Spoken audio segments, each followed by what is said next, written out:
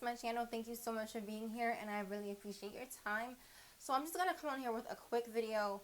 This video is going to be about how to get rid of the ashiness in your lace. I constantly have this problem because I'm not one of those girls who does like the full bald cap method when I put my wigs on. I literally just tap down the front, keep it going. I take my wigs off at night. If you are having the same issue that I'm having, far as your lace in the front being ashy or showing up in pictures when you use flash, your lace looks ashy, it looks like it's like neon or something, here is a way that I have discovered that will help your lace not look like that in pictures. And it will also help it obviously look better in person. One of the things that I noticed is that when it comes to lace is in person it will look nice, right? It'll look like you blended it, you use a little bit of got to be glued spray, you use something else, and it looks fine. Then what happens? You go to take a picture with flash and the whole front of your hair is like looking ashy. The lace itself is ashy. So what I decided to do is to just see if it will work, is to see if I could tint my lace to the point where it doesn't look ashy. Because I've tried to do the DIY lace tint where you mix a little bit of like Adore hair color in a bottle with hot warm water and some salt. I've also tried the Rit dye method where you put it in a little tiny plastic bowl with the salt and you leave it. And I felt like neither one of them really gave me the result that I was looking for. So what I decided to do is, instead of trying to soak, and it's raining really bad where I'm at, instead of trying to soak your lace in water, or should I say diluting the color in water and then soaking your lace, why not apply the lace tint, the hair dye, directly to your lace itself? So usually when you are tinting your lace, you will take a bowl like this, you'll put some hot water in it, you'll take something like this Rick's fabric dye, you'll put it in the hot water, you'll let it sit, you'll probably add salt or something like that, depending on if you think your hair color may become brassy.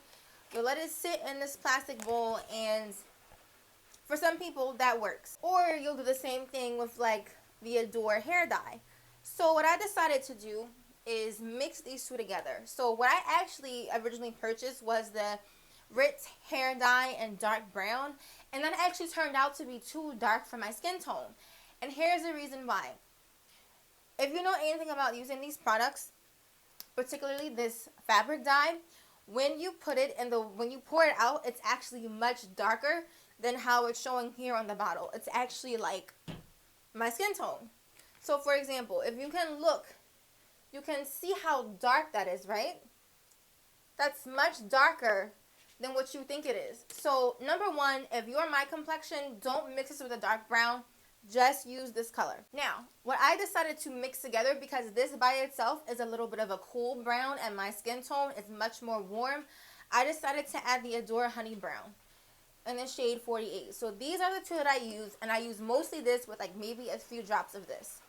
So what I did this time around was well, you don't have to do it this way, but what I decided to do, because now I know this is the right color combination for me, I took a few drops and poured it in here. So the reason why this will work without using water is because this dye is actually very liquidy on its own.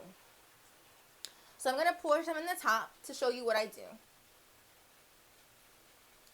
That's about as much as you need, seriously. So as you can see, it's very liquidy. It's liquidy, like, so you don't need to dilute this with water. So what you're going to do, once you have some in the top, and if depending on if you want to change or customize the color by adding other colors, like that's one thing you're gonna have to do. You're gonna have to experiment with different fabric dyes or even the Adore hair colors to see which tone matches your skin. That's unfortunately one thing I can't help you with in this video. You're gonna have to determine whether or not what color combination works best for you. What I do is I take a little bit, like I said, I pour it in the cap, and I'm going to put on gloves, because you have to remember these are fabric dyes, these are hair dyes, so it will cause some staining to your hands. So just to avoid that and to have easy cleanup, I'm going to put gloves on. So now I have a little like concealer brush, a small brush that I will use to apply this or pat this into my hair. So you have two options that you can do. If you already applied your wig and your wig is already laid down, you don't have to wait to do this method. You can take this brush or whatever brush you have, dip it in the cap and start patting it onto your parting or wherever you want it to be more skin-like and less ashy. Dry it with a blow dryer and it will still look good.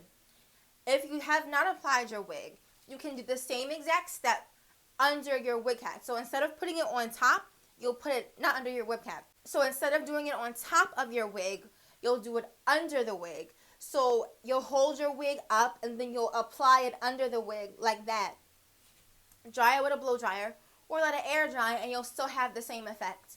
What this does is directly tint the lace so that it basically absorbs the color immediately. So if you can look at my hairline now, there's no ash whatsoever. And I also tested it by I'm using my phone now to record this, but I tested it by taking a picture with flash. I used my ring light and I used flashes. I really, really wanted to test it and see if this works. And there was nothing, no flash. It was completely nice brown, nice smooth, undetectable. So the reason why I'm not going to do it on myself now is because I've already done this wig. But this is basically what you would do. This is the cap from the Ritz dye. I poured a tiny bit. Like I'm going to pour it back and you can see how little I used. That's how much I used. A tiny, tiny, tiny amount. Take a little brush, roll it around, get the product on a brush, and pat it into the parting or pat it into the lace. Your lace will no longer be ashy. It will no longer have that cast to it when you turn your head or when you take pictures of flash. This works. And the good thing about it is when you go to wash your wig, it will be less likely the tint that you just applied will be less likely to wash out. So it will last you longer because, again, you're applying it directly to the lace instead of diluting it with water and then soaking it with the dye. So I hope that works for you. I hope you try this method and you get the same results that I did. This completely changed the game for me, 100%. So hopefully that helps. Thank you so much for watching. Please stay safe and take care.